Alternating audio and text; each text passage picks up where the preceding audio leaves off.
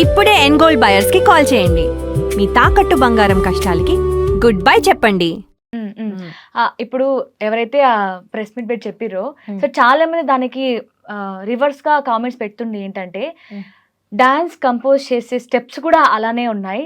So వాటి వల్ల కూడా ఇప్పుడు ఒక హీరో హీరోయిన్ మధ్య ఇప్పుడు ఎగ్జాంపుల్ గా చెప్పింది కామెంట్స్ చూసిన నేను ఏం చెప్తున్నానంటే ఇప్పుడు ఈశ్వర్ సాయి మాధురి రాథోడే ఉన్నారు. సో దాదాపు వాళ్ళు 20+ సాంగ్స్ చేశారు. ఉన్నారా హీరోయిన్ హీరోలు అంటున్నా అంటే వాళ్ళిద్దరి స్టెప్స్ కూడా చూస్తే చాలా క్లోజ్ గా మూవ్ అవ్వడం ఇలాంటివి ఉంటాయి. సో దాని వల్లే వాళ్ళకి ఇలాంటి ఫీలింగ్ వచ్చిందంటూ కూడా కొంతమంది చెప్తున్నారు. 100% నిజమే అది. ఇప్పుడు ఒక సాంగ్ చేస్తున్నప్పుడు నార్మల్ గా అట్లాంటి ఏవి లేకుండా నార్మల్ గా చేస్తే అట్లాంటివి ఏమి ఉండవు. వాళ్ళ వైఫ్ పక్కనున్నా అదంటే ఏం కాదు. కానీ ప్రతి ఒక్క సాంగ్ వాళ్ళకే ఇచ్చి అలాంటి రొమాంటిక్ స్టెప్ లేపిచ్చి అవన్నీ ఇంకా ఇవన్నీ చేసింది ఎవరంటారు? ఇప్పుడు అదే ఎవరు వాళ్ళిద్దరికి ప్రేరణ తెచ్చింది ఎవరు? ఈ డాన్స్ మాస్టర్లు కాదా? అవునా కదా? ఇప్పుడు ముట్టుకొని పట్టుకొని చేసేవన్నీ కూడా వాళ్ళు చెప్పే స్టెప్లే కదా. మరి అట్లా ముట్టుకున్నప్పుడు ఎవరైనా సరే వాళ్ళకి ఏమనిపిస్తుంది? 100% ఇంకా క్లోజ్ అవ్వాలనిపిస్తుంది. వాళ్ళు అప్పుడు ఫ్యామిలీ గురించి ఆలోచించరు, దీని గురించి ఆలోచిస్తారు. సో అలాంటి స్టెప్స్ వల్లే ఇలాంటి జరుగుతాయి అని మీరు అంగీకరిస్తున్నారు అయితే? 100%. కొంతమంది నిక్కచ్చిగా ఉంటారు. అంటే ఎంత ముట్టుకున్నా పట్టుకున్నా సరే నేను వెళ్ళొద్దు, అందులోకి వెళ్ళొద్దు, ఆ ఊబిలోకి వెళ్ళొద్దు, నాకంటూ ఒక ఫ్యామిలీ ఉంది అని కొంతమంది నిక్కచ్చిగా ఉంటారు. అది ఇప్పుడు ఉత్తాసేతులు సాంగ్ ఉంది కదా, నేను మాట్లాడొద్దు అసలు ఇవన్నీ, కానీ ఇప్పుడు మాట్లాడాల్సి వస్తుంది. ఆ అమ్మాయి వైష్ణవి ఉంది, ఆ అమ్మాయి కూడా చేసింది కదా డాన్స్, ఆమె కూడా కొంచెం క్లోజ్ గానే చేసింది. ఆమె నిక్కచ్చిగా ఉంది కాబట్టి సైలెంట్. మరి ఈమెనే ఎందుకు పట్టుబడింది? ఈమెతోనే ఎందుకు రిలేషన్ పెట్టుకున్నాడు? అవునా కాదా? ఇదంతా నిజమే కాదా? 3 months నుంచి రిలేషన్ లో ఉన్నప్పుడు వీళ్ళ భార్యకు ఒక్కసారి కూడా డౌట్ రాలేదా? అంటే వీళ్ళిద్దరు ఇష్యూ గురించి మాట్లాడితే ఈశ్వర్ సాయి ఇంకా మాధురి రాథోడ్ ఎవరిది తప్పంటారు మీరు? ఇద్దరిది తప్పే నన్ను అడిగితే. అటు ఈశ్వర్ సాయికి వైఫ్ ఉంది, బాబున్నాడు. ఈయనే ఆలోచించాలి ఫ్యామిలీ గురించి. ఈయన ఆలోచించకుండా ఆమెతో రిలేషన్ పెట్టుకున్నాడు. ఈమెకి బుద్ధి ఉండాలి ఫస్ట్. అరే ఆయనకి మ్యారేజ్ అయ్యింది, నాలాంటి అమ్మాయి ఆడపిల్లనే, ఆమెకి బాబున్నాడు, మరి వాళ్ళ లైఫ్ ఏమన్నా అవుతుంది, వీళ్ళకి ఒకవేళ తెలిస్తే, మా గురించి తెలిస్తే వాళ్ళ ప్రాబ్లం అవుతుంది, వాళ్ళు విడిపోతారు అని ఈమెకు కూడా ఉండాలి కదా. ఇద్దరిది తప్పే, నేను ఒకరిది తప్పని నేను అస్సలు అన్నాను, ఇద్దరిది తప్పే. అని చాలా మంది వాళ్ళ వైఫ్ ని కూడా తిడుతున్నారు. ఇప్పుడు వాళ్ళ వైఫ్ పొజిషన్ గురించి వచ్చి మనం ఆలోచిస్తే అంటే ఆమెను కొట్టడం కానీ, మాధురిని కొట్టడం కానీ, బూతులు మాట్లాడడం కానీ, సో అవన్నీ ఒక వర్షన్ లో కరెక్ట్ అనిపిస్తున్నాయి. ఇంకొక వర్షన్ లో మళ్ళీ ఆమె వాళ్ళ హస్బెండ్ ని, మా హస్బెండ్ చాలా మంచోడు, అసలు ఈవెన్ మందు అలవాటు కూడా లేదు, సో వీళ్ళు ఏదో ట్రాప్ చేశారని వాళ్ళ వైఫ్ అంటుంది. సో ఇక్కడ ఏంటంటే కొంతమంది మాధురికి సపోర్ట్ చేస్తున్నారు, సో ఇంకొంతమంది వాళ్ళ వైఫ్కి సపోర్ట్ చేస్తున్నారు. అసలు ఈ ఇష్యూ ఏంటంటే ఇంకా ఒక క్లారిటీ లేకుండా ఉంది. అంటే అసలు ఆ బాబు ఎందుకున్నాడు అక్కడ, ఆ బాబుని ఈశ్వర్ సాయి తీసుకొచ్చాడా, వీళ్ళ వైఫ్ తీసుకొచ్చి పెట్టిందా, అండ్ దీంతో పాటు సంథింగ్ వీళ్ళ వైఫ్ ఏదో కుట్ర చేస్తుంది, లైక్ 6 lakhs ఏదో ఇన్వెస్ట్ చేశారంట కదా, సో దానికోసం కవర్ చేయడం కోసం వాళ్ళ వైఫ్ చేసిందని కొంతమంది అంటున్నారు. ఇంకొంతమంది ఏంటంటే ఫోక్ ఇండస్ట్రీలోనే పెద్ద మనుషులు వాళ్ళిద్దరు ఫేమ్ ని తొక్కేద్దామని ఒక కుట్ర పడుతున్నారని ఇంకొంతమంది చెప్తున్నారు. ఇది కరెక్ట్. అవునా? మనిషి ఎదుగుతున్నారంటే 100% తొక్కనికి ప్రయత్నం చేస్తూనే ఉంటారు. అవును. సో వాళ్ళు పండే కుట్ర ఏముంటది ఇక్కడ? వీళ్ళిద్దరు పర్సనల్ చాయిస్ కదా, ఇది వాళ్ళు చేస్తున్నది ఏంటి మరి ఇక్కడ?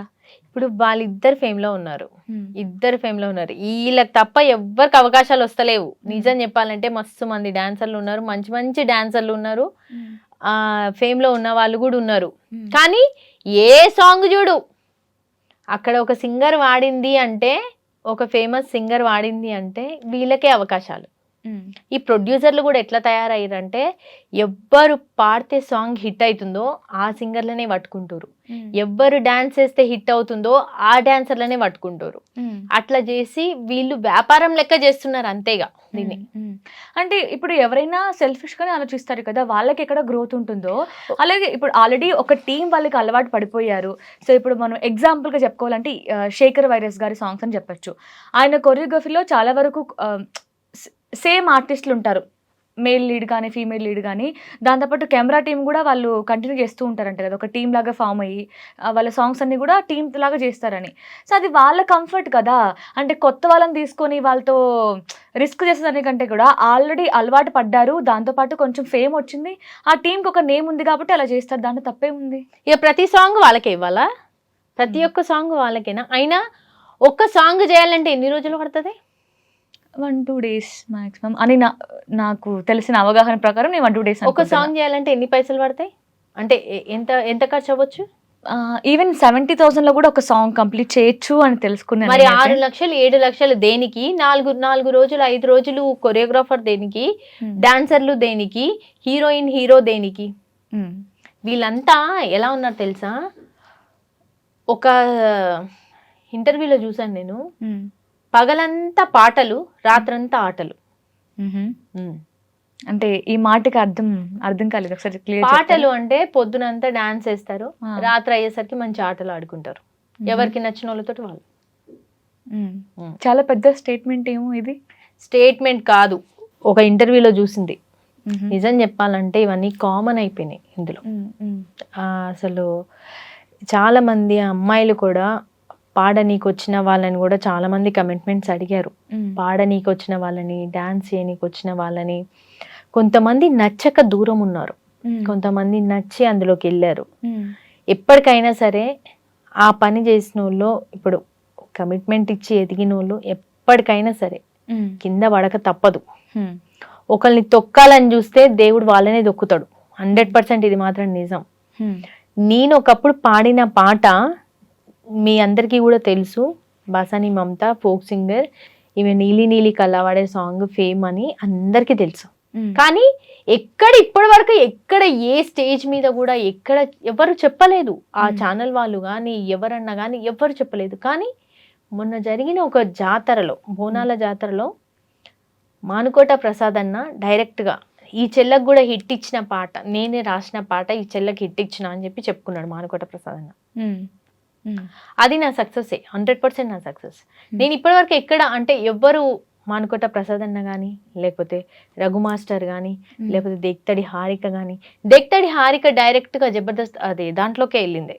మన అదే టీవీలో శేఖర్ మాస్టర్ డి దాంట్లో ఆయన కూడా చెప్పారు, నువ్వు చేసిన డాన్స్ చాలా హిట్ అయిందమ్మా, చాలా బాగుంది పాట అని ఆయన చెప్పారు. కానీ అందులో నా పేరు చెప్పలేదు, దేంట్లో ఇప్పటివరకు నా పేరే వెళ్ళలేదు, నా పేరే లేకుండా.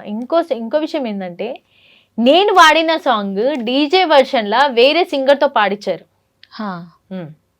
నేను వాడిన సాంగ్ నేను అసలు యాక్చువల్లీ నా సాంగ్ ని డీజే వర్షన్ లో మేము పాడాలి, నేనే వాడాలా లేకపోతే దాన్నే డీజే వర్షన్ చేస్తారో అది వాళ్ళ ఇష్టం. కానీ నేను పాడిన దాన్ని డీజే వర్షన్ చేపించారు, అది ప్రముఖ సింగర్ తోటి. అది దానికి నా పర్మిషన్ లేదు. నేను అందుకే ఏమనుకున్నా అంటే, మొత్తానికే దూరం అయిపోయినా కదా, మొత్తానికే దూరం ఉండాలి, ఎందుకు అనవసరంగా ఇలాంటి వాటిలో మళ్ళీ ఇరుక్కొని మళ్ళీ ఎందుకు నేను పెంట చేసుకోవడం, హ్యాపీగా ఏదో వచ్చినాయి చేసుకుంటున్నా ఉంటున్నా అని అట్లా ఉన్నా. నేను చేసే వాటిలలో కూడా యాంకరింగ్కి వెళ్తాను కదా, నేను ప్రతిదీ చాలా, నేను నిజం చెప్పాలంటే చాలా స్ట్రగుల్ పడ్డా. ఈ పాటల తర్వాత ఒక అన్న నాకు ఛాన్స్ ఇచ్చిండు, శ్రీకాంత్ అన్న అని ఒక అన్న, అక్కడ మన సిరిసిల్లాలో ఉంటాడు, సిద్దిపేట సైడ్ కరీంనగర్. ఆ అన్న ఛాన్స్ ఇచ్చిన తర్వాత ఒక పాటతో నేను ముందుకు వచ్చిన. దానికి డాన్స్ వేసింది జానులీరి అక్క. ఓకే, జానులీరి అక్క డాన్స్ వేసింది. ఆ పాట తర్వాత మళ్ళీ నెక్స్ట్ ఇంకో అన్న ఛాన్స్ ఇచ్చిండు. ఆయన ఛాన్స్ ఇచ్చినప్పుడే ఇంకొక సాంగ్ కూడా వచ్చింది. అట్లనే 2 సాంగ్స్ అక్కడే పాడేసిన. అట్లా సాంగ్స్ నేను దగ్గర ఒక 98 ఏమో పాడిన అంతే. ఇట్లా ఛాన్సెస్ వచ్చినాయి పాడుతున్నా తప్ప ఏ రోజు స్టూడియోకి వెళ్ళి నాకు ఒక పాట ఇవ్వండి అని ఎవరిని బతిమాలలేదు. ఎంతో మందికి నేనే పాడినా అని తెలిసి, అమ్మా నెక్స్ట్ సాంగ్ పక్క నీదే అమ్మా, 100% నీదే అమ్మా అంటారు. అలా మాట్లాడిన వాళ్ళు బొచ్చడి మంది ఉన్నారు.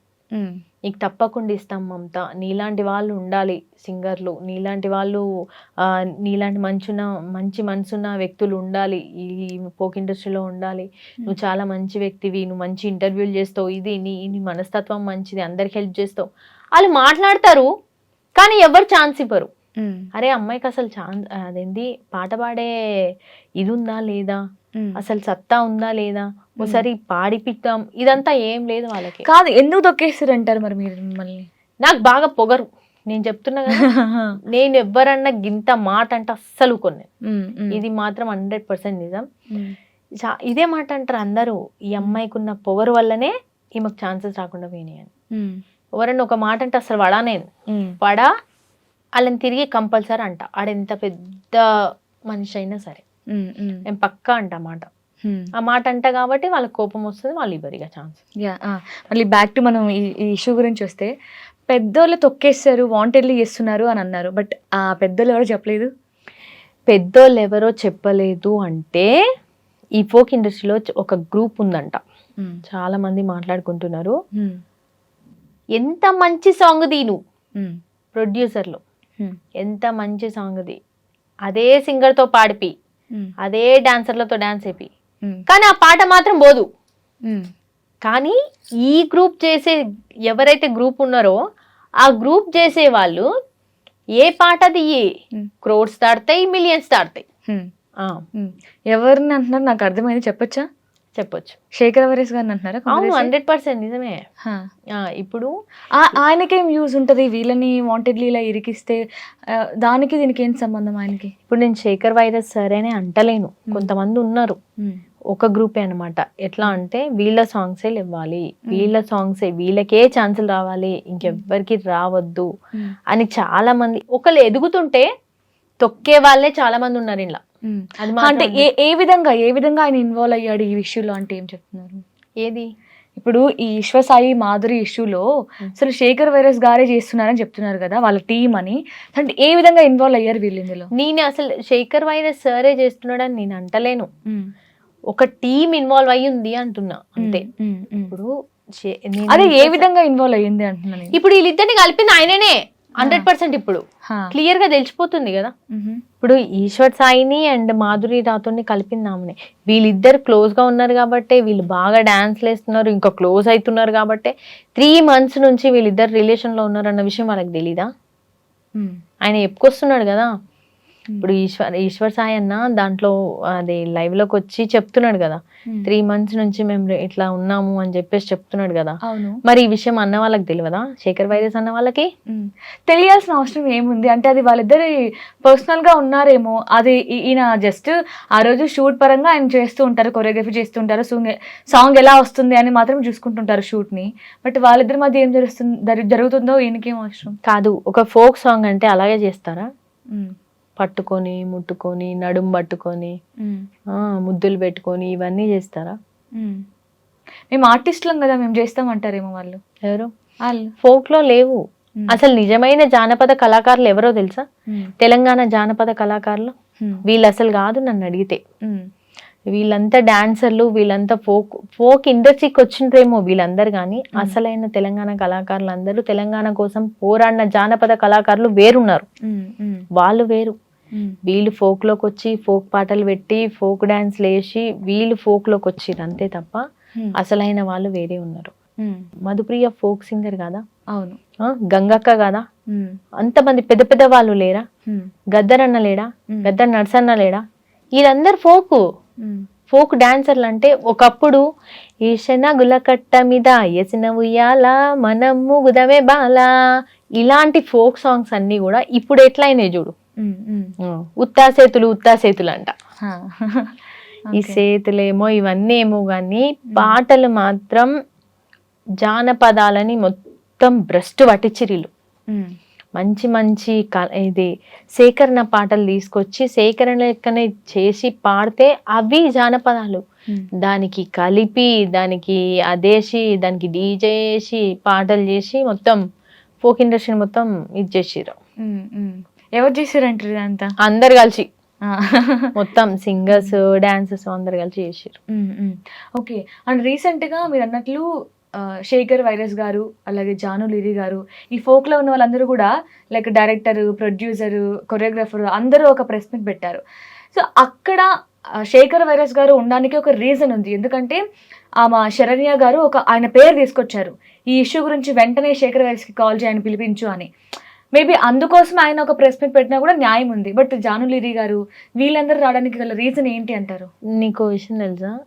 అక్కడ ప్రెస్ మీట్ లో కూర్చున్న ఇంకో వ్యక్తి కూడా ఉన్నారు, ఆయనది కూడా ఇష్యూ ఏదో బయటకు వచ్చింది. అవునవును. అప్పటికప్పుడే దాన్ని కాంప్రమైజ్ చేసుకురు, ఏం చేసుకురు మాకు తెలియదు. అది నేను చెయ్యలేదు అది ఇదని చెప్పుకుంటున్నాను, అది ఎంతవరకు నిజమో అబద్ధమో నాకు తెలియదు అని. ఇప్పుడు ఫోక్ ఇండస్ట్రీని ఎవరన్నారు? క్వశ్చన్ మార్క్ ఇక్కడ. వాళ్ళ వైఫ్ అన్నది కదా శరణ్య గారు. ఏమన్నారు?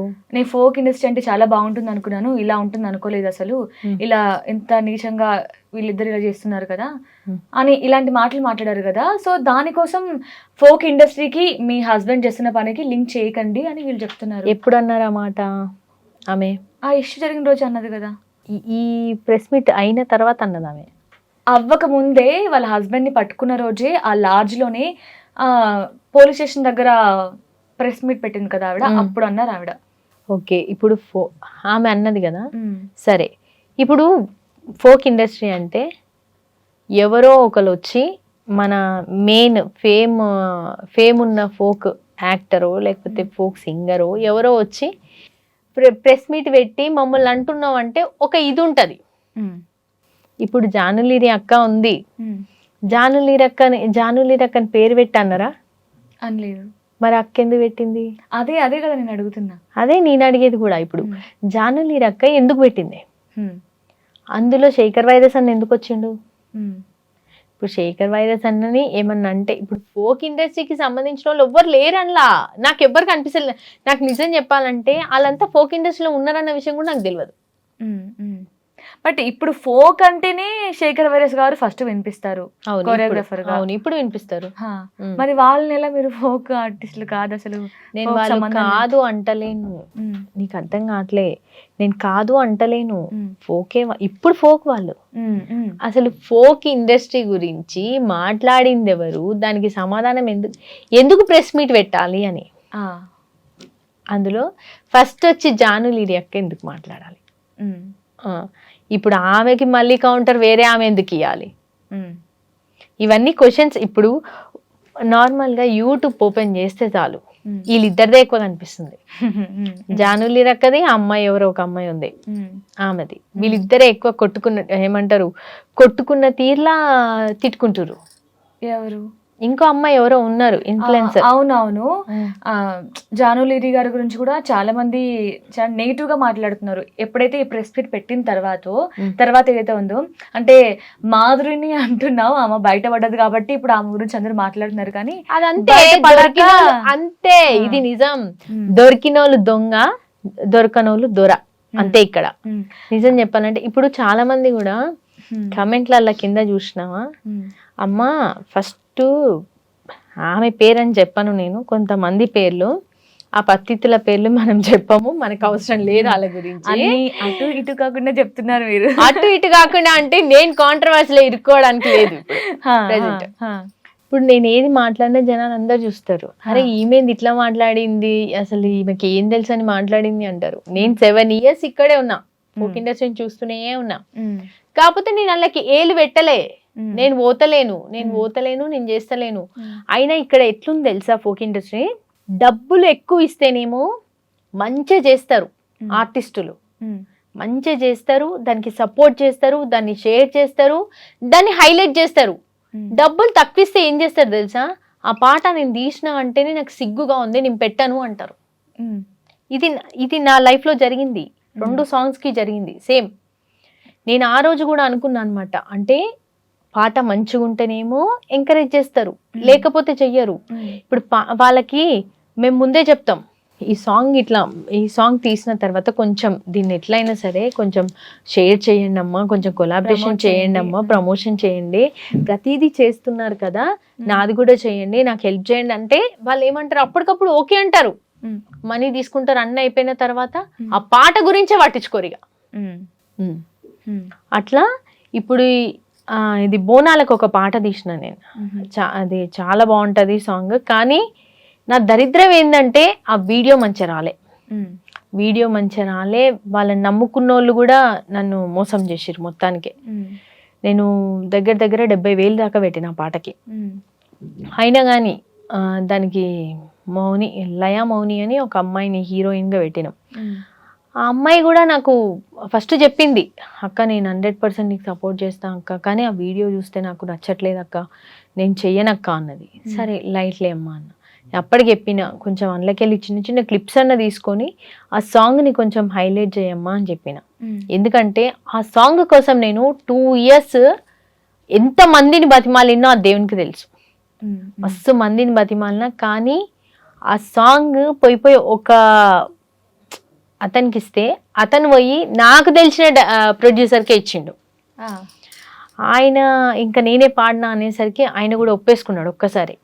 ఒప్పేసుకొని అమౌంట్ కట్టేసి అంతా అయిపోయిన తర్వాత ఆ పాటని సరిగ్గా చేయలేదు, అస్సలు చేయలేదు. నాకు కూడా అంత మంచిగా అనిపించలేదు, కానీ ఆ పాట మాత్రం చాలా బాగుంటుంది.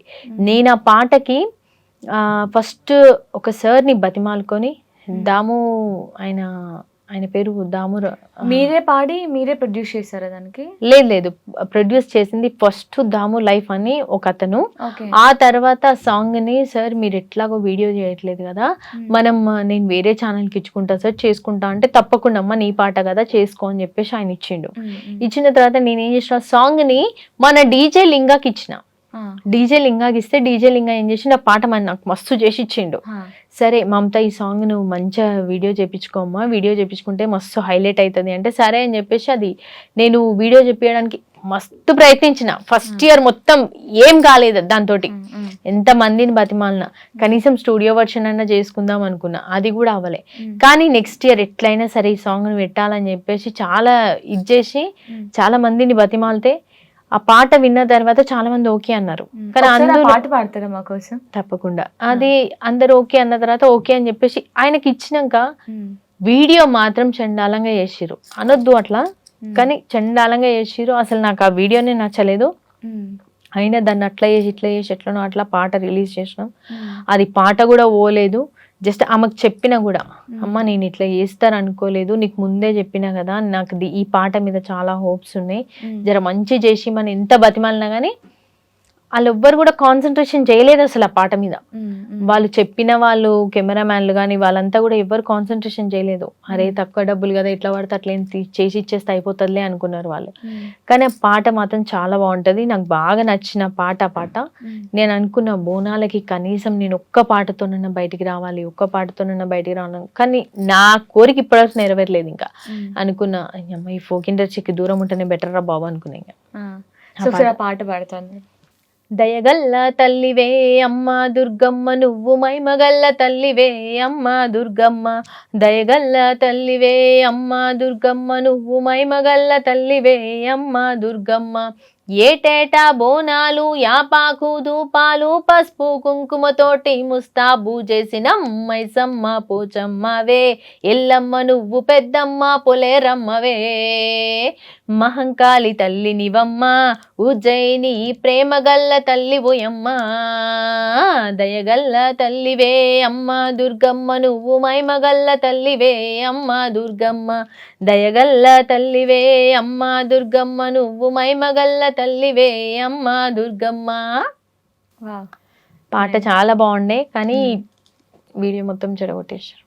నాకు అప్పుడు అనిపించింది అనమాట, అంటే డబ్బులు ఎక్కువ పెట్టిన వాళ్ళ పాటలు రిలీజ్ చేసినాక వాళ్ళది హైలైట్ చేస్తారు, వాళ్ళు షేర్ చేసుకుంటారు, వాళ్ళ దానిలో పెట్టుకుంటారు, వాళ్ళకి ఒక పేరు ఉంటది. సాంగ్ ఎంత బాగున్నా అందులో ఎంత బాగా పర్ఫార్మెన్స్ చేసినా ప్రమోషన్ ఇంపార్టెంట్. ప్రమోషనే. నేను వాళ్ళని బతిమాలుకున్నా కూడా, అమ్మ అంత మంచి రాకున్నా ఓన్లీ నీ క్లిప్స్ అన్న తీసి పెట్టుకోమన్నా కూడా వాళ్ళు హెల్ప్ చేయలే నాకు.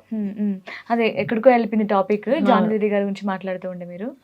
జానులీది అదే అక్క గురించి అసలు యాక్చువల్లీ చెప్పాలంటే ఆమె ప్రెస్ మీట్ పెట్టి ఏమంటారు, ఆమె గోత ఆమె తవ్వుకున్నట్టు అనిపించింది నాకైతే. అంతే. అంటే మీరు ఇంత పెద్ద స్టేట్మెంట్ చేయడానికి గల రీజన్ ఏంటి అంటే, ఇప్పుడు మాధురి రాథోడ్ దొరికిపోయింది, దొరైతుంది అంటే దొరికిన వాళ్ళు అందరు యాక్చువల్లీ చెప్పాలి జనాలు అంటే ఓకే, బట్ మీరు ఇండస్ట్రీలో ఉండి అలా అంటుంటే అంటే నేను ఇండస్ట్రీలో ఉన్నాను కాబట్టే చెప్తున్నా. దొరికిన వాళ్ళందరు దొంగలు అయిపోయారు, దొరకని వాళ్ళందరు దొరలే.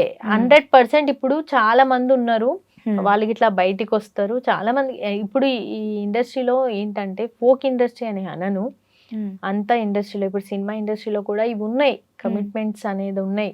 కాకపోతే ఏంటంటే అవి గుట్టు చప్పుడుగా జరుగుతాయి, దానంతలా అవే. అంటే వాళ్ళు ఎవరు కూడా ఇప్పటివరకు బయటికి రాలేదు. కొన్ని వచ్చినాయి అనుకో, కొన్ని డాన్స్ మాస్టర్లు అట్లాంటివి వచ్చినాయి, అదంతా పక్కన పెడితే దీంట్లో మాత్రం ఈ ఫోక్ ఇండస్ట్రీలో ఒక్కొక్కటి బయటకు వస్తుంది కదా. ఇప్పటికిప్పుడే అన్నది అదేంది అన్న పేరు ఈశ్వర్ సాయి అన్నది బయటకు వచ్చింది. దాని వెనుకనే ఇప్పుడు మొన్ననే ఆడ ప్రెస్ మీట్ లో పెట్టిన ఆయనది, అప్పుడు ఆయనది బయటకు వచ్చింది. ఇంకా అట్లా ఎన్ని ఉన్నాయో మనకేం తెలుసు. సో ఆయన తప్పు చేసి కూడా ఇంత ధైర్యంగా వచ్చి ప్రెస్ మీట్ పెట్టింది. అన్న ఏడ దొరికిపోయింది చెప్పనా? ఫస్ట్ ఏమో ఒక మీడియాలో ఒక అదే ఏమంటారు లైవ్ ఇచ్చిండు కదా డైరెక్ట్ గా. అవునవును, ఈశ్వర్ సాయి గురించి చెప్తున్నారా మీరు? అవును, ఆయన ఒక్కొక్కసారి ఒక్కొక్కలా మాట్లాడాడు. ఫైనల్ గా అసలు ఏమీ జరగలేదు, జస్ట్ వాష్రూమ్ యూజ్ చేసుకొని పోయినా నేను అని చెప్పిండు. ఇప్పుడు జనాలంతా చూసేటోళ్ళు పిచ్చోళ్ళు కాదుగా, ప్రతీది కనిపెడతారు. ఎందుకంటే నువ్వేం మాట్లాడుతున్నావు, తప్పు మాట్లాడుతున్నావా, రైట్ మాట్లాడుతున్నావా, ప్రతీది చెప్తారు కింద కమెంట్లలో తెలుస్తూనే ఉంటది. ఇప్పుడు ఆయన ఫస్ట్ ఏం చెప్పిండు, మా ఇద్దరికి అలాంటి రిలేషన్ ఉంది, 3 months అవుతుంది అని చెప్పి. సెకండ్ ఏం చెప్పిండు, డైరెక్ట్ గా లైవ్ లోకి వచ్చి నేను జస్ట్ అక్కడికి వెళ్ళినా యూజ్ చేసుకోనికి వస్తే మా వైఫ్ కోరో చెప్పిరని చెప్పిండు. ఈయనే దొరికిపోలేదు ఆయన. మరి ఇంకేం దానికన్నా అసలు నిజం చెప్పాలంటే మాధురి రాథోడ్ అసలు అక్కడ ఎందుకుంది అనేది అందరికీ క్వశ్చన్ మార్క్ ఇప్పటికీ. ఒకవేళ ఈశ్వర్ సాయి అన్నట్టు జస్ట్ వాష్రూమ్కే వెళ్తే మాత్రం అసలు మాధురి రాథోడ్ ఎందుకు రియాక్ట్ అవ్వలేదు? కొడుతుంటే అంతలాగా బూతులు తిడుతుంటే ఎందుకు కనీసం ఒక రియాక్షన్, ఎందుకు కొడుతున్నారు నన్ను, అసలు మీరు ఎందుకు వచ్చారు నా రూమ్లోకి, అతను జస్ట్ వాష్రూమ్ యూజ్ చేసుకొని వచ్చిండు అని ఎందుకు ఆమె వాయిస్ రేస్ చేయలేకపోయింది? అదే అందరికి తెలియని క్వశ్చన్ ఇప్పటికి. ఆమె ఒక్కసారి బయటికి వస్తే అసలు ఆ బాబు ఎలా ఉన్నాడు అంటే ఈశ్వర్ సాయి తీసుకెళ్ళిండా లేదంటే తర్వాత వచ్చి వాళ్ళ వైఫ్ అక్కడ పెట్టింది? వాళ్ళ బాబు వాళ్ళ వైఫ్ తో వచ్చినట్టున్నాడు అబ్బాయి. బట్ మెయిన్ ఏం తెలుసా, ఇక్కడ అంతా ఇక్కడ డ్రామా అంతా ఒక దగ్గర నడుస్తుంది. ఏంటంటే ఆ వీడియో తీసిన ఆమె ఎవరు, అసలు ఎంత చండాలంగా మాట్లాడుతుందంటే అంత చండాలంగా మాట్లాడుతుంది ఆమె అయితే. వీళ్ళిద్దరికి ఏమంటారు, ఆమె ఎగ్జైట్మెంట్ ఎక్కువ ఉంది ఆమెది. ఆమె అరుపులు, ఇది కదా కావాల్సింది, ఇది నాకు కావాల్సింది అంటుంది చూడు. ఆమె ఎవరు అసలు? చెల్లెని చెప్తున్నారు కదా. చెల్లెనే. మరి అసలు ఆమెకేందంత ఇదే అంటే ఎవరికైనా ఇప్పుడు ఇద్దరు సిస్టర్స్ ఉంటే సేమ్ ఇద్దరు ఒకటే పర్సనాలిటీ ఉండాలని అవసరం లేదు కదా. బట్ ఈమెమో కొంచెం అగ్రెసివ్ ఏమో, బట్ వాళ్ళ అక్కకి ఇక్కడ ప్రాబ్లం అవుతుంది కదా, వాళ్ళకి అక్కడ అన్యాయం జరుగుతుంది. సో ఆమె వాయిస్ రేస్ చేస్తుంది. ఇప్పుడు మనం శరణ్య ప్లేస్లో గురించి ఆలోచిస్తే అది మనకి కరెక్ట్ అనిపిస్తుంది. బట్ తర్వాత ఆమె మాట్లాడింది కదా, ఈశ్వర్ సాయి మంచుడు, నా హస్బెండ్ అలాంటోడు కాదు అని. అప్పుడు ఆలోచిస్తే మాత్రం వీళ్ళే తప్పు అనిపిస్తుంది. సో ఈ ఇష్యూ అసలు ఇప్పటి వరకు ఒక క్లారిటీ లేకుండా ఉంది. బట్ ఓకే, అన్న మాట్లాడే దాంట్లోనే అన్న అబద్ధాలు మాట్లాడుతున్నాడు క్లియర్ గా అర్థమైపోతుంది. బట్ ఇప్పుడు అది క్లోజ్ అయిపోయిందిలేండి. వాళ్ళిద్దరి పర్సనల్ ఇష్యూ కాకుండా మనం మాట్లాడితే ఇప్పుడు రీసెంట్ గా ఫోక్ ఇండస్ట్రీ అనేది బాగా వినిపిస్తుంది. అంటే అరే ఇప్పుడిప్పుడే అవి మంచివో కావో పక్కన పెడితే శేఖర్ వైరస్ గారి సాంగ్స్ ఎక్కువగా వినిపిస్తున్నాయి. ఫోక్ ఇండస్ట్రీ అంటే చాలా మంది కొత్త కొత్త వాళ్ళు కూడా వస్తున్నారు. ఇంకోటి తెలుసా, అందరు అడుగుతున్న క్వశ్చన్ ఏంటంటే, ఇప్పుడు నేను కూడా అడుగుతున్నా ఈ క్వశ్చన్, ఎందుకు శేఖర్ అన్న పాటలే ఫేమస్ అవుతున్నాయి, ఎందుకు శేఖర్ అన్న దాంట్లో వాడిన సింగర్సే ఫేమస్ అవుతున్నారు, ఎందుకు ఆ డాన్సర్సే ఫేమస్ అవుతున్నారు, ఓన్లీ ఆ టీమే ఎందుకు ఫేమస్ అవుతుంది అనేది నాకు కూడా క్వశ్చన్ ఉంది. ఇప్పటికి చాలా మంది అడుగుతున్నారు, నేను కూడా అడుగుతున్నా. ఎందుకు వీళ్ళు చేస్తేనే డాన్స్లా, వేరే వాళ్ళు చేస్తే డాన్సులు కదా? కొంతమంది ప్రొడ్యూసర్లు తెలుసా, లక్షలు పెట్టి తీసిన సాంగ్స్ అన్ని కూడా వీళ్ళు పాడితేనే, మళ్ళీ వీళ్ళు డాన్స్ వేస్తేనే అవి పోవు. అన్ని పాటలు హిట్ అయితే అని మనం చెప్పలేం కదా. 15 పాటలు చేస్తే అందులో ఒక 4 పాటలు 5 పాటలు హిట్ అవుతాయి. అట్లనే ప్రొడ్యూసర్లు అందరు కూడా చాలా మంది మోసపోతున్నారు తెలుసా. ఏ విధంగా? ఇట్లా డబ్బులు పెట్టి మోసపోతున్నారు. డబ్బులు పెట్టి సాంగ్ ఇస్తామని చెప్పి కొంతమంది దగ్గర డబ్బులు తీసుకొని, వాళ్ళు ఎట్లా అంటే డబ్బులు ఇచ్చేసి కొన్ని రోజుల తర్వాత నీకు పాట ఇస్తా అని చెప్పేసి వాళ్ళకి ఇవ్వకుండా కొన్ని సంవత్సరాలు గడిపిన రోజులు కూడా కొంతమంది ఉన్నారు ప్రొడ్యూసర్లు. కొంతమంది చెప్పుకోవడానికి ఇదైతున్నారు, కానీ చాలా మంది ప్రొడ్యూసర్లు అంతకుముందు పెట్టిన వాళ్ళందరూ ఇప్పుడు 5 లక్షలు 6 లక్షలు పెట్టాలంటే వాళ్ళకి ఎక్కడి నుంచి వస్తాయి? ఒక 30,000 40,000 50,000 పెట్టుకొని పాటలు తీసే వాళ్ళ ప్రొడ్యూసర్లు తగ్గిపోయారు మొత్తానికే. ఇప్పుడు ప్రొడ్యూసర్ బయటికి రావాలంటే భయపడుతున్నారు. అరే నేను ఇప్పుడు ఇన్ని లక్షలు పెడుతున్నా, రేపు నాకు ఆ పైసలు వస్తాయా రావా, ఇల్లు అమ్ముకోవాల్సి పొలం అమ్ముకోవాల్సి వస్తుంది అని చెప్పేసి బాధపడుతున్నారు. అన్ని డబ్బులు పెట్టి ఎవరు తీస్తారు? అంటే సింగర్స్ కి కూడా నష్టం జరుగుతుంది అని ఫోక్ ఇండస్ట్రీలో అని విన్నాను. లైక్ ఇప్పుడు పాట కూడా దొంగిలిస్తారంట కదా, నిజమేనా? అవును. ఇప్పుడు ఒక సాంగ్ బాగాలేదు, ఇప్పుడు మనకి సాంగ్ సెట్ కాలేదు అనుకోండి, ఆ సాంగ్ తీసుకుంటారు, తీసుకొని దాని లిరిక్స్ మార్చుకొని తర్వాత వేరే వాళ్ళతో పాడిస్తారు. అట్లా కూడా జరుగుతుంది. అంటే ఒక పాపులర్ సాంగ్, చాలా హిట్ పడ్డ సాంగ్ కూడా, అది కూడా సంథింగ్ ఏదో ఇందులో కిరికిరి జరిగిందని విన్నాం. లైక్ అంటే ఆ సాంగ్ అతనిది కాదు అని. అది కాంట్రవర్సీ వచ్చింది, కానీ నిజం చెప్పాలంటే ఆ పాట అదే అన్న వాళ్ళు కూడా చెప్పారు నాదే అని చెప్పేసి కూడా అన్న చెప్పుకున్నాడు. కానీ అది ఎంతవరకు పోయిందో ఇక అది దాని గురించి మనం పట్టించుకోలేం. అది అంటే నిజం ఉంది అందులోని, నిజంగానే ఆ సాంగ్ అతని సొంత సాంగ్ కాదా? అండ్ మేబీ జనాలకి ఇది క్లారిటీ లేదు. యాక్చువల్లీ అన్న రాసిచ్చిండంటలే, అన్ననే రాసిచ్చిండంట ఆ పాట. ఇది రాను బొంబాయికి రాని సాంగ్ గురించి. అవును, అన్ననే రాసిచ్చిండంట ఆ పాట. ఓకే. సో అంటే ఇప్పుడు నేను ఇందాక మనకు కట్ అయిపోయింది ఏంటంటే, ఇప్పుడు ఫోక్ సాంగ్స్ బాగా హిట్ అవుతున్నాయి, సడన్ గా ఇదొక ఇష్యూ అవ్వడం వల్ల మళ్ళీ ఫోక్ ఇండస్ట్రీకి బ్యాడ్ నేమ్ రావడం జరిగింది అంటారా?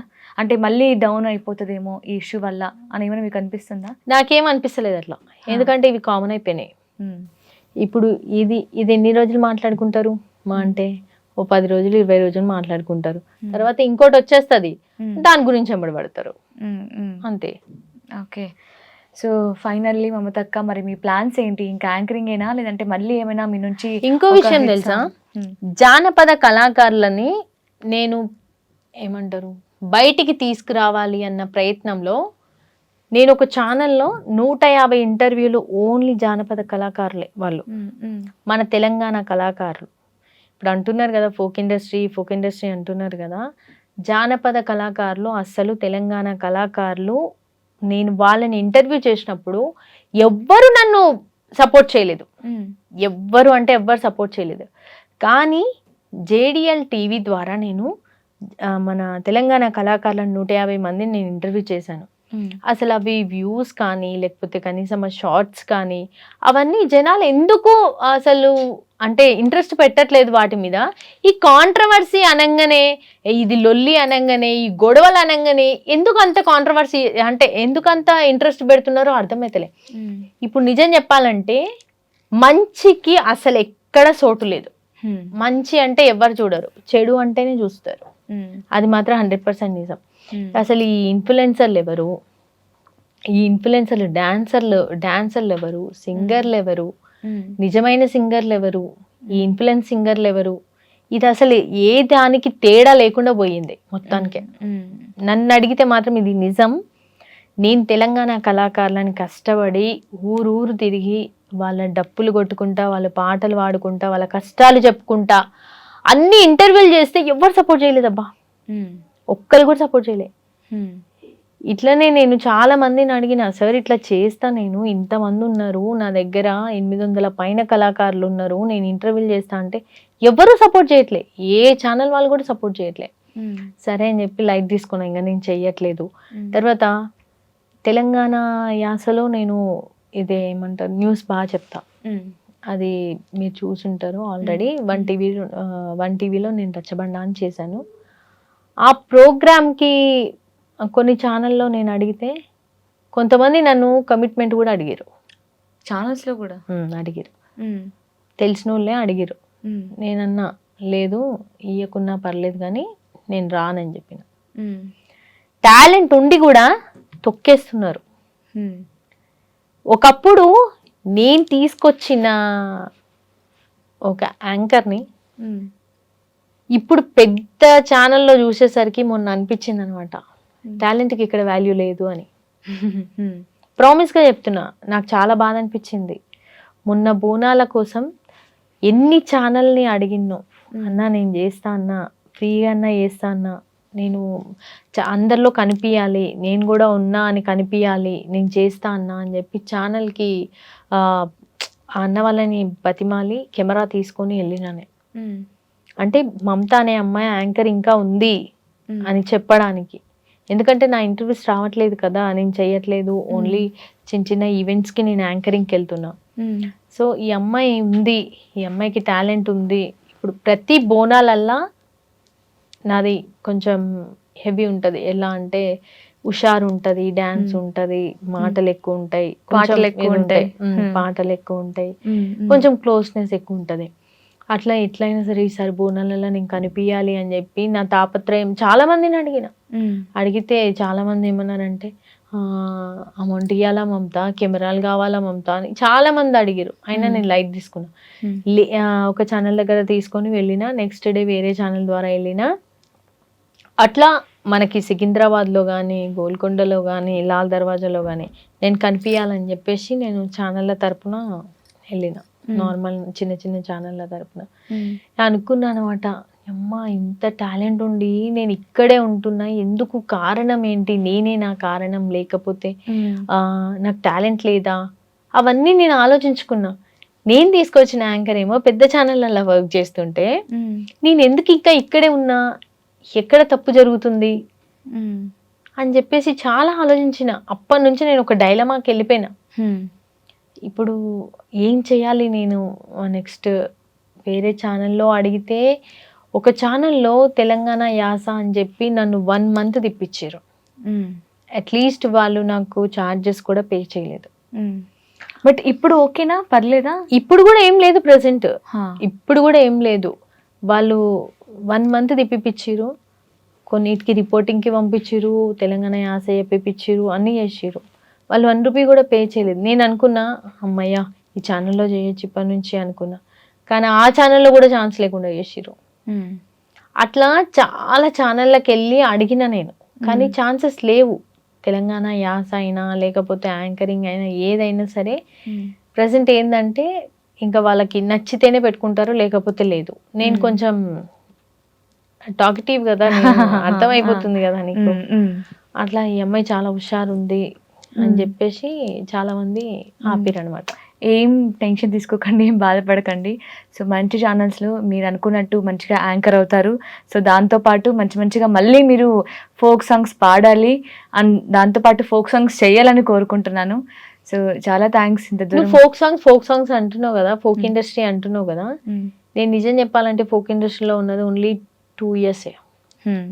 2 years ఉన్నా నేను. ఆ నీలి నీలి కళ్ళవాడే సాంగ్ అయిపోయిన తర్వాత 1 year మొత్తము ఒక అందరినీ చాలా మంది ఫోన్ నెంబర్లు తీసుకొని వాళ్ళని తీసుకొని, అదంతా మనకు అప్పుడు తెలియదు. ఇదంతా ఈ కమిట్మెంట్ ఇవన్నీ మనకు తెలియదు అప్పుడు. దాని తర్వాతనే తెలిసింది నాకు. నేను పరిచయం చేసిన వాళ్ళే ఏదో స్టేజ్ లో ఉంటే నేను ఇంకా ఇదే స్టేజ్ లో ఉన్నా. అది ఇంకొక విషయం ఏంటంటే, నేను ఎప్పటి నుంచో ఒక మాట ఎక్కడైనా ఏ ఇంటర్వ్యూలోనైనా చెప్తుండే, ఇట్లా నన్ను మోసం చేసిరు. కానీ వాళ్ళంతలా వాళ్ళే ఫోన్ చేసి మమత నిన్ను మోసం చేయలేదు, నేను చేసింది కాదు అది వేరే వాళ్ళు చేసిరు, నేను మాత్రం ఎప్పుడు నువ్వు ఇట్లా అవ్వాలని కోరుకోలేదని చెప్పి వాళ్ళంతలా వాళ్ళే ఫోన్ చేసి చెప్పారు. అంటే పేరు మెన్షన్ చేయకపోయినా వాళ్ళు నాకు తెలుసు మమత నువ్వు ఇట్లా అనుకుంటున్నావు అని తెలిసింది, కానీ నీకెందుకు నేను ఇట్లా నిన్ను మోసం చేస్తే నాకేమొస్తుంది అని చెప్పి మాట్లాడిన వాళ్ళు ఉన్నారు. నేను ఎవరైతే అనుకున్నానో వాళ్ళు ఫోన్ చేసి నాది నాకు అంటే నేను ఇట్లా కాదు మమత, నువ్వు నా గురించి తప్పుగా అనుకుంటున్నావు, అట్లా అనుకోవద్దు, ఇంకెప్పుడు అట్లా మోసం చేసిరని చెప్పకు, నిన్నెప్పుడు నేను మోసం చేయలేదు, వాళ్ళు పిలిస్తేనే నేను వెళ్ళాను, వాళ్ళే ఇచ్చిర్రు నాకు ఛాన్సెస్ అని చెప్పి తనంతలా తానే కాల్ చేసి చెప్పింది. తనంతలా తానే ఇంకొకరు కూడా ఫోన్ చేసి చెప్పారు, మమత నువ్వు ఇట్లా అనుకుంటున్నావు కానీ నేను అట్లా కాదు అని వాళ్ళు కూడా ఫోన్ చేసి చెప్పారు. అంటే ఇద్దరు క్లారిఫికేషన్ వచ్చిందనమాట. ఆ తర్వాత నేను అనుకున్నా ఓకే వీళ్ళతోటి మనకి ఇంకా ఏ సంబంధం లేదు, లైట్ తీసుకోవాలి వీళ్ళని అని చెప్పేసి లైట్ తీసుకున్నాను. సో ఇలాగే పాజిటివ్ గా ముందుకు వెళ్ళిపోతూ ఉండండి, మంచిగా మళ్ళీ మీకు ఆఫర్స్ వస్తాయి. సో మీరు అన్నట్టు ఏదో చేస్తేనే మనకి ఆఫర్స్ వస్తాయని కాకుండా మంచిగా కూడా వస్తాయి. ఏదో చేస్తే కాదు, ఎంత మంచి యాంకరింగ్ చెయ్యి నువ్వు. ఇప్పుడు ఫోక్ ఇండస్ట్రీలో అంటున్నావు కదా, ఫోక్ ఇండస్ట్రీలో పక్కకు పెడితే మావి గ్రూప్స్ ఉన్నాయి అనమాట. కొన్ని గ్రూప్స్ ఉన్నాయి, Telangana anchor, Telangana folk industry, Telangana ఇట్లా పెద్ద పెద్ద టీఎఫ్ అవన్నీ గ్రూప్స్ ఉన్నాయి. ఆ గ్రూప్స్లోకి వెళ్ళి కొంతమంది కాల్స్ చేసి మమత యాంకరింగ్ చేయాలి అంటే నేనేం చేశానంటే, ఇలా మన ఎలక్షన్స్ అప్పుడు పంచాయతీ ఎలక్షన్స్ అప్పుడు ఒక ఆయన ఫోన్ చేస్తే నేను వెళ్ళి ఇంటర్వ్యూస్ చేసిన. ఇంటర్వ్యూస్ 10 ఇంటర్వ్యూస్ చేసిన తర్వాత మొత్తం కంప్లీట్గా అన్ని ఇచ్చిన తర్వాత హాఫ్ అమౌంట్ ఇప్పుడు ఇస్తాం మమతా, నెక్స్ట్ అమౌంట్ ఇస్తామండి. ఇంకా హాఫ్ అమౌంట్ ఇప్పటి వరకు వాడు ఇవ్వలేదు. అట్లా యాంకర్లను కూడా మోసం చేస్తున్నారు.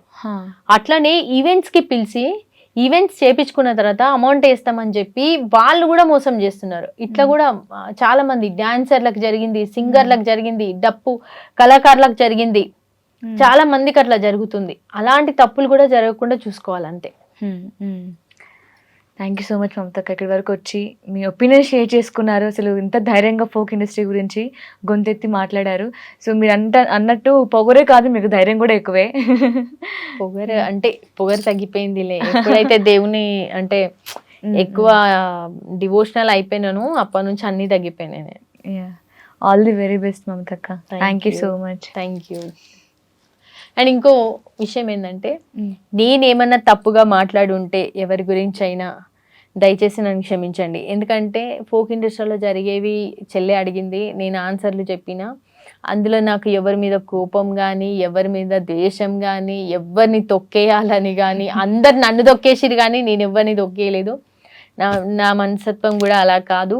నేను ఎవరిని ఉద్దేశించి అయితే మాట్లాడలేదు. కొన్ని పేర్లు కూడా చెప్పినా, అది అందరు అనుకునేవి చెప్పినా తప్ప నా అంతలా నేను చెప్పలేదు. ఇవన్నీ మీరు గమనించాలి. దయచేసి కామెంట్స్ పెట్టేటప్పుడు మాత్రం ఆలోచించి పెట్టండి. Thank you. And for more videos, Please subscribe to iDream. Please subscribe to iDream. Please subscribe iDream. And please subscribe to iDream. For more videos, subscribe to iDream. please like, share and subscribe to the channel. Congratulations, iDream. Subscribe to iDream. Subscribe to iDream. So subscribe to iDream Media. iDream ki iDream team అందరికి huge congratulations. Please subscribe iDream Media. Please subscribe to iDream. Subscribe iDream. Please subscribe to iDream. iDream అంటే నా కళల channel subscribe చేసుకున్న నోరు తిరుగుతలేదు, మీరైతే గంట గుర్తు కొట్టండి. For more such videos, please subscribe to iDream.